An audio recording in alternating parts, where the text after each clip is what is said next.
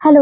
मैंने ये केरला साड़ी ऑर्डर करी थी ताकि मैं ओणम फेस्टिवल के दिन इसे पहन सकूं, लेकिन मेरे पास पार्सल रिसीव हुआ लेट, इसलिए मैं अभी इसका वीडियो बना रही हूँ, तो देख लेना प्लीज। തിരുവാവണിരാവ് മനസാകെ നിലാവ് മലയാള ചുണ്ടിൽ മലരോണ പാട്ട്.